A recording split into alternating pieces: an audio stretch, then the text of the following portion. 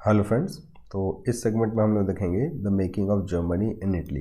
इसका मतलब ये है कि हम इस पर्टिकुलर टॉपिक में जर्मनी और इटली का यूनिफिकेशन देखेंगे। तो फर्स्ट हाफ में हम लोग जर्मनी का यूनिफिकेशन देखेंगे, देन नेक्स्ट हाफ में हम लोग इटली का देखेंगे। ओके, तो अब तक आपको ये बात समझ में आ गई है कि जब भी मैं आपको जर्मनी बोलता हूँ तो जर्मनी का मतलब कोई एक इंडिपेंडेंट कंट्री नहीं है, जर्मन स्पीकिंग एरियाज़ है। ओके, तो जर्मन स्पीकिंग एरियाज़ मतलब कि जर्मनी के अभी का जो जर्मनी है ना, it was divided into many pieces. ठीक है ना। तो वो जो पीसीस हैं उनको यूनाइट करना है। अब इस जर्मनी को यूनाइट करने के बहुत सारे ट्राई हो चुके हैं और हमने उनको पढ़ा भी है। जैसे लाइक मैंने बताया ना कि before the political unification Germany feel economic unification, है ना। जर्मन्स ने इकोनॉमिक यूनिफिकेशन को फील कर लिया था। किसकी लीडरशिप में? रशिया की। अब आप कहोगे सर कब कर लिया? तो अभी आपको याद होगा द कस्टम ऑफ यूनियन और जॉल्वरिन, जिसके थ्रू क्या किया था उन्होंने डिफरेंट जर्मन स्पीकिंग टेरिटरीज़ ने अपनी इकोनॉमिक बाउंड्रीज़ को ख़त्म कर दिया था और रशिया के लीडरशिप में उन्होंने एक कस्टम को बनाया था जिसके थ्रू उन्होंने इकोनॉमिक यूनिफिकेशन का टेस्ट लिया था। और उनको लगा कि जब अभी हम लोगों ने अपने इकोनॉमिक बैरियर को ख़त्म किया तो इतना अच्छा हमें रिज़ल्ट मिला, तो अगर पॉलिटिकल बैरियर्स को ख़त्म करेंगे तो कितना अच्छा मिलेगा। तो इसके थ्रू उन्होंने क्या किया था, इन्होंने यूनियन अबॉलिश कर दिए थे, टैरिफ्स को और टैरिफ बैरियर को, और जो नंबर ऑफ़ करेंसीज थी उनको भी कम कर दिया था। जिसमें हमने देखा था कि उनकी जो करेंसी थी पहले 30 करेंसीज़ के अराउंड में थी, बट बाद में उन्होंने क्या कर दिया, ओनली 2 करेंसीज, है ना। तो इट मीन्स पॉलिटिकल यूनिफिकेशन से पहले जर्मन स्पीकिंग एरियाज़ ने इकोनॉमिक यूनिफिकेशन का टेस्ट ले लिया था। देन फिर हम लोगों ने अभी लास्ट सेगमेंट में देखा हम लोगों ने कि कैसे 1848 का जो रेवोल्यूशन हुआ ना, उसमें मिडिल क्लास ने ट्राई किया कि वो लोग क्या करेंगे, डिफरेंट जो जर्मन स्पीकिंग एरियाज़ है ना, वहाँ से पीपल्स को चूज़ करके हम लोग क्या करेंगे, एक इलेक्टेड पार्लियामेंट बनाएंगे। बट दिस एफर्ट वो सप्रेस्ड, है ना। ये जो एफर्ट था वो सप्रेस कर दिया किसके थ्रू, मोनार्कीज़ के थ्रू और मिलिट्रीज़ के थ्रू। ये जो मोनार्की और मिलिट्रीज़ थे ना, इनको सपोर्ट दिया था वहाँ के लैंड ओनर्स ने, जिनको हम लोग जंकर्स भी बोलते हैं। ओके, तो अगर आपसे कोई पूछेगा तो जंकर्स पूछेगा कि जंकर्स क्या है, तो junkers were the land owners of the Prussia who helped, है ना, जिन्होंने हेल्प किया किसको, मोनार्कीज़ को और मिलिट्रीज़ को, for what purpose, to suppress the middle class movement in Germany. Then अब हमने देखा है कि अभी तक जर्मनी के अंदर 2 एफर्ट हो चुके हैं, इकोनॉमिक और लिबरल क्लास का। तो अल्टीमेटली रशिया के लीडरशिप में जर्मनी का यूनिफिकेशन स्टार्ट होता है और इसको लीड किया वहाँ के chief minister auto von Bismarck ने। ओके, तो दैट इज़ वाई बिस्मार्क को हम लोग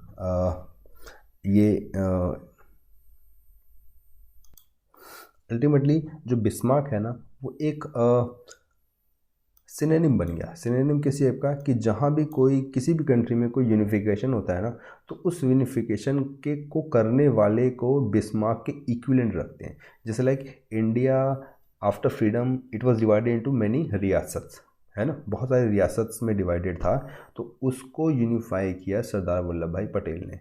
तो इन मेनी टाइम्स हम लोग कहते थे Sardar Vallabhbhai Patel was a Bismarck of India, was नहीं, is a Bismarck of India. क्यों? क्योंकि उन्होंने बिस्मार्क की तरह इंडिया को यूनाइट किया। ओके, जैसे बिस्मार्क ने जर्मनी को यूनाइट किया, वैसे इंडिया को सरदार वल्लभ भाई पटेल ने यूनाइट किया। तो अल्टीमेटली बिस्मार्क ने क्या किया, अब बिस्मार्क ने देखो, उसने कॉन्टिन्यूस 3 वॉर्स फाइट की। किसके साथ? ऑस्ट्रिया के साथ, डेनमार्क के साथ और फ्रांस के साथ। ओके, और उन तीनों ही वॉर में उसने सबको हराया और अल्टीमेटली जर्मनी का यूनिफिकेशन किया। किसकी लीडरशिप में?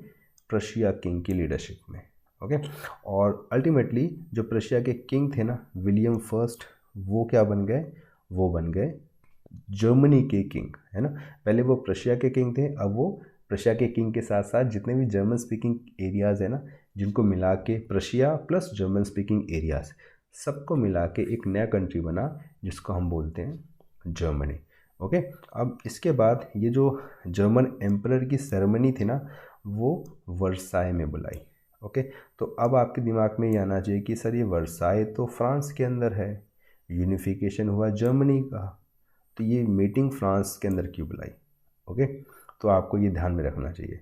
क्यों? क्योंकि फर्स्ट ऑफ ऑल आपको, अगर आप वर्ल्ड का मैप देखोगे ना, तो फ्रांस और जर्मनी के साथ बाउंड्री शेयर होता है। ओके, और फ्रांस कभी भी जर्मनी का यूनिफिकेशन नहीं होने देना चाहता था। क्यों? क्योंकि कोई भी कंट्री नहीं चाहेगा कि उसका जो नेबर हो वो बहुत ज़्यादा पावरफुल हो। दैट इज़ वाई वो हमेशा से जर्मनी के यूनिफिकेशन में दिक्कतें पैदा करता था। सेम ये चीज़ ऑस्ट्रिया के साथ भी था। ऑस्ट्रिया भी नहीं चाहता था कि कोई एक पावरफुल कंट्री उसके बगल में आके बैठ जाए, इसलिए वो भी जर्मनी के यूनिफिकेशन में टांग अड़ाता था। तो दैट इज़ वाई देखो, उसने ऑस्ट्रिया के साथ भी फाइट किया, फ्रांस के साथ भी फाइट किया, क्योंकि प्रशिया को पता था, प्रशिया मतलब बिस्मार्क को पता था कि फ्रांस और ऑस्ट्रिया ये दो ऐसे प्लेयर हैं जो प्रशिया का यूनिफिकेशन, जर्मनी का यूनिफिकेशन नहीं होने देना चाहते। That is why ultimate fight वहाँ दोनों से किया, और फाइट करने के बाद Germany as a independent country बना। और आई थिंक फ्रांस को ह्यूमिलेट करने के लिए जो जर्मन एम्परर था उसकी सेरेमनी वर्साई के अंदर हुई। वर्साई मतलब फ्रांस के अंदर हुई, मतलब एक तरीके से उसने फ्रांस को ह्यूमिलेट किया। ओके, देन फ्रांस के अंदर जो वर्साई है, और वर्साई के अंदर एक है हॉल ऑफ मिरर। ओके, तो हॉल ऑफ मिरर में 18 जनवरी 1871 को जितने भी जर्मन स्पीकिंग एरियाज़ के प्रिंस थे उन सबको बुलाया गया, रिप्रेजेंटेटिव्स ऑफ आर्मीज़ को बुलाया गया, इम्पॉर्टेंट प्रशियन मिनिस्टर्स को बुलाया गया, और इवन ऑब्वियस सी बात है बिस्मार्क तो आएगा ही आएगा। तो इन सब ने गैदरिंग किया कहाँ? हॉल ऑफ मिरर में। हॉल ऑफ मिरर क्या है? ये जस्ट पैलेस का एक पार्ट है जो जिसके अंदर बहुत सारे मिरर्स हैं। उस वर्साई का जो पैलेस बना है ना फ्रांस में, उसका एक पार्ट है जिसमें बहुत सारे मिरर्स हैं, इसलिए उसको हॉल ऑफ मिरर कहते हैं। ओके, वहाँ पे ये सब गैदर हुए, और इन सब का हेड किसने किया, मतलब इसको इन सब को हेड किसने किया? Prussia king Kaiser William first ने। और काइज़र विलियम फर्स्ट बन गया क्या? जर्मनी का किंग।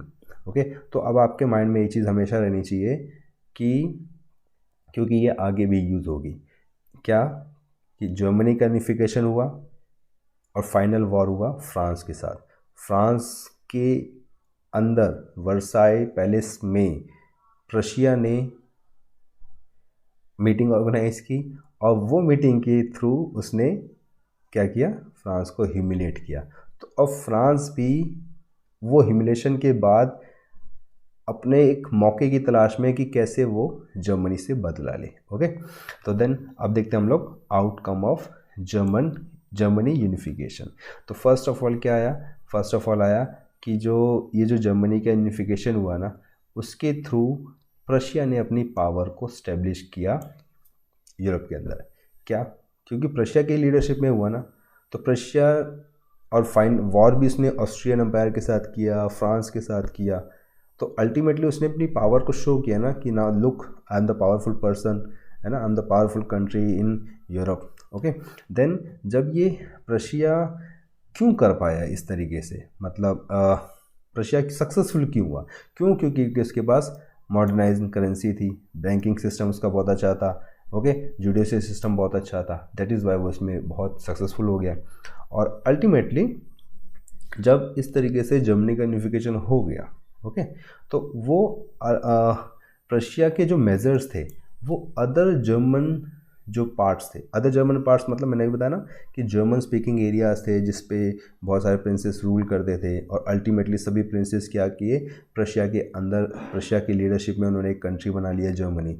तो जर्मन जो अदर जर्मन प्रिंसेस थे, जर्मन स्पीकिंग एरिया के प्रिंसेस थे, उनके सामने प्रशिया के जो मेजर्स थे वो एज अ आइडियल आए कि हमें भी प्रशिया के जो मेजर्स हैं उनको कंटिन्यू करना चाहिए।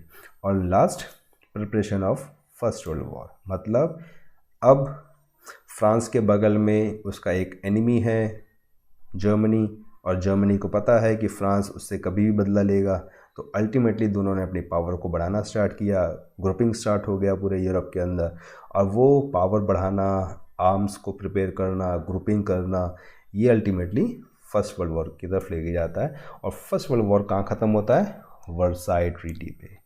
तो जब हम लोगों ने लास्ट क्लास यानी 9th क्लास में पढ़ा था ना वर्साई ट्रीटी, और उसमें हम लोगों ने देखा था कि वर्साई ट्रीटी के अंदर कि फ्रांस ने बहुत ही ज़्यादा ह्यूमिलेट किया था जर्मनी को, तो उसका रीज़न क्या था? उसका रीज़न यही था।